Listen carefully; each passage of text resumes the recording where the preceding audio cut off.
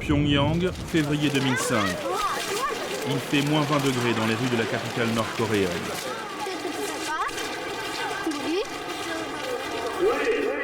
Sur la place centrale, cela fait plus de 3 heures que tout le monde attend le coup d'envoi officiel des cérémonies. Impression surréaliste. Pas plus tard que la veille, le régime de Kim Jong-il, le président de la dernière monarchie communiste de la planète, annonçait pour la première fois au monde entier posséder l'arme nucléaire. Pourquoi vous me filmez moi? Mais personne ici n'est vraiment encore au courant du changement de discours. Aujourd'hui, c'est la fête nationale, le jour de naissance de notre cher dirigeant Kim Jong-il. Pour cette raison, les jeunes universitaires se sont rassemblés sur la place Kim Il-sung. Nous dansons pour célébrer son anniversaire. Notre guide lui a reçu le feu vert pour parler du sujet le plus tabou du pays. C'est aussi une première en Corée du Nord.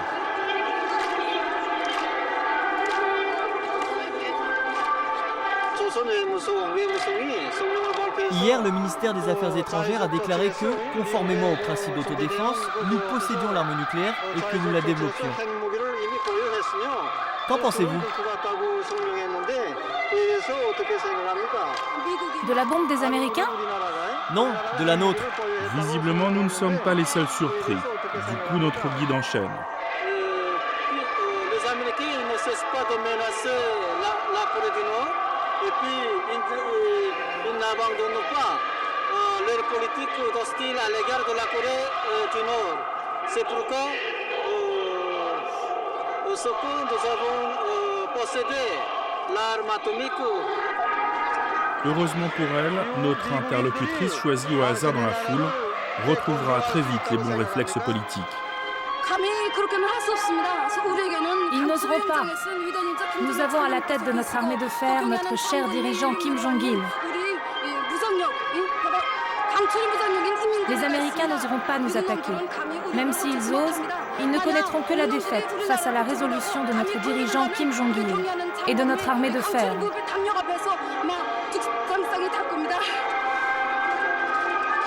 Avant la crise nucléaire, nous avions obtenu l'autorisation exceptionnelle de sillonner pendant 12 jours le pays. Au départ, un voyage organisé par le ministère du Tourisme pour promouvoir les richesses culturelles et naturelles du pays. Première étape de notre périple, une ferme très particulière à 1 heure de Pyongyang.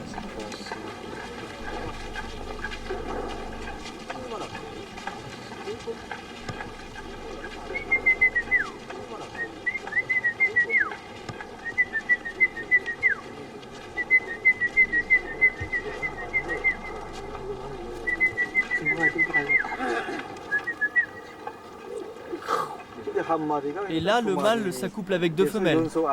Oui, un mâle s'accouple alternativement avec 2 femelles. Et qui mange les autruches en Corée du Nord? Par la volonté de notre cher dirigeant bien-aimé, la viande d'autruche est réservée en priorité au peuple. Elle est distribuée dans tous les restaurants.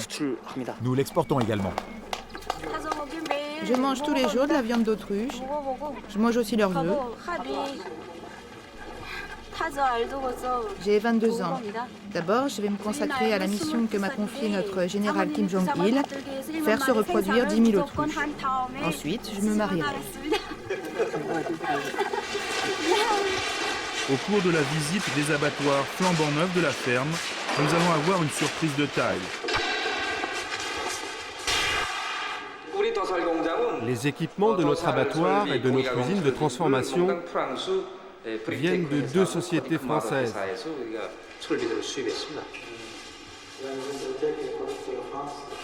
Et ici, il n'y a pas que les machines qui sont françaises.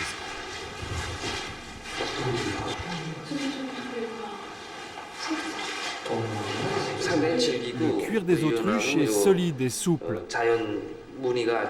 Leur motif naturel est très original.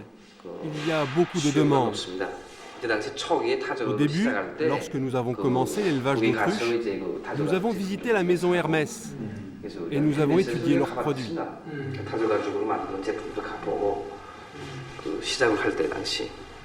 Des faux sacs Hermès fabriqués dans une usine nord-coréenne grâce à des machines françaises, et ce, au nez et à la barbe de l'ambassadeur de France en Corée.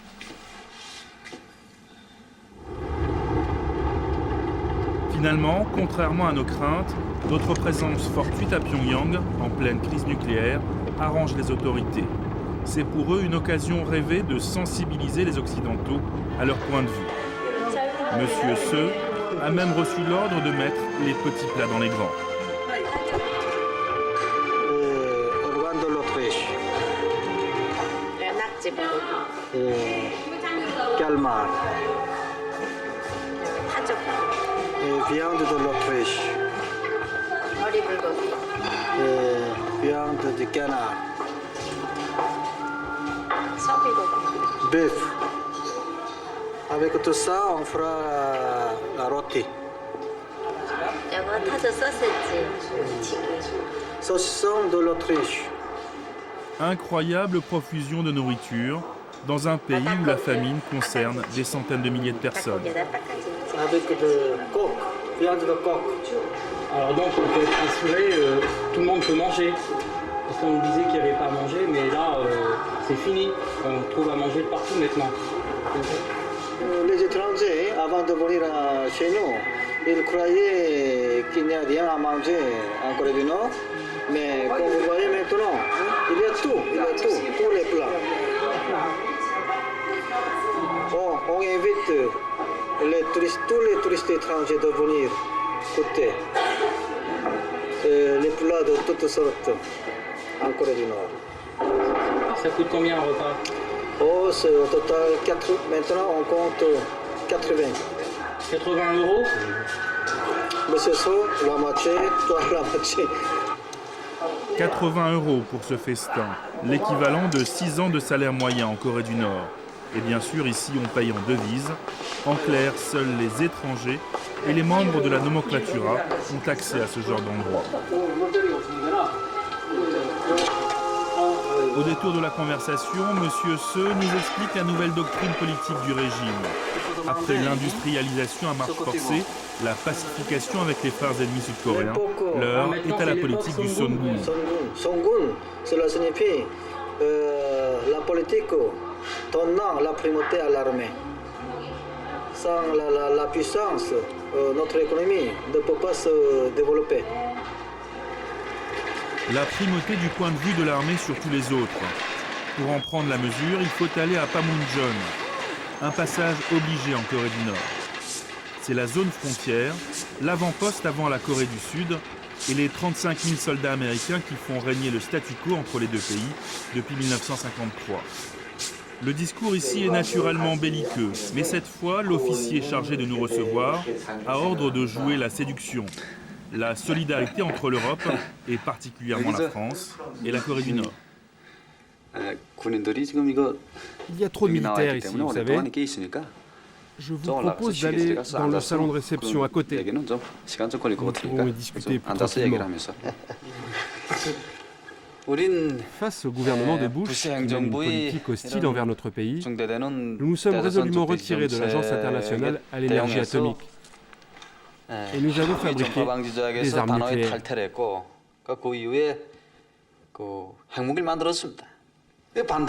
Autrement dit, ce sont les Américains qui nous ont poussés à fabriquer des armes nucléaires. Bien entendu, nous ne voulons pas la guerre.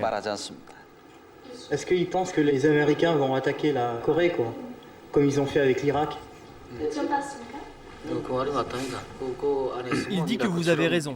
Si nous n'avions pas fabriqué des armes nucléaires, ce serait comme en Irak. Je suis content que vous ayez compris. À votre tour, je vous prie de dire à M. Chirac de venir ici passer ses vacances. Il vous prie de dire à M. Chirac de venir ici.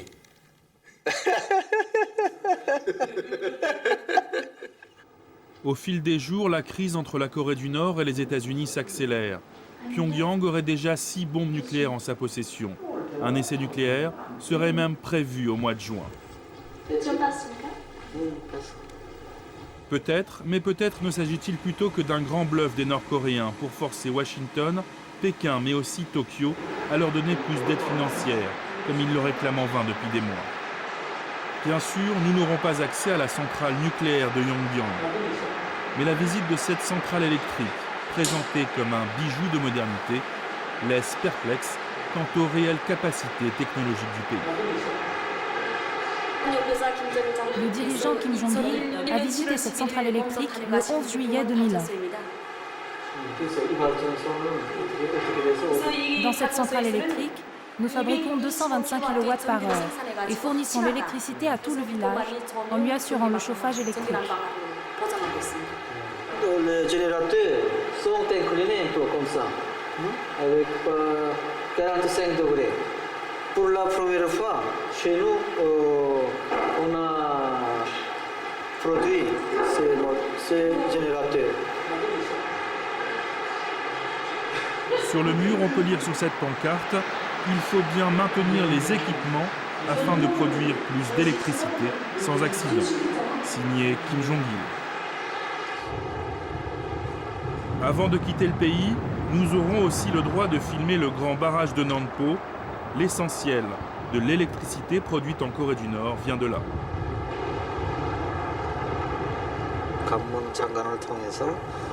Vous allez dire que ce barrage prouve que le socialisme a porté ses fruits.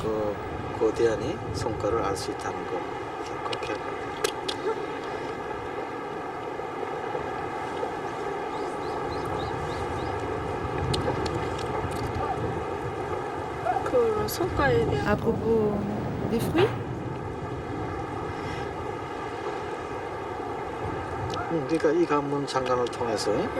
Que les gens puissent voir le résultat du socialisme.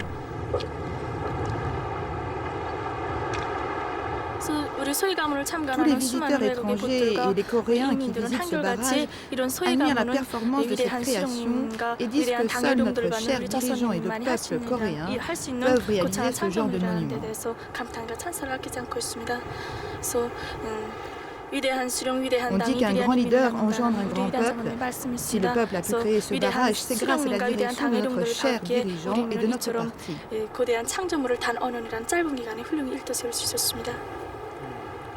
Les visiteurs, les touristes étrangers, après avoir visité notre église, ils sont unanimes à dire que vraiment c'est la création monumentale.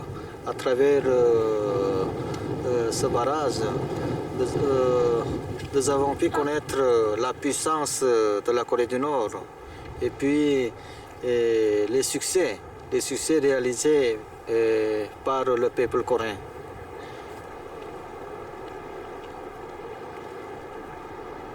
Grand moment de solitude pour notre guide, Monsieur Seo. Après 12 jours passés à répéter inlassablement le même discours, lui aussi aurait bien besoin de quelques jours de repos.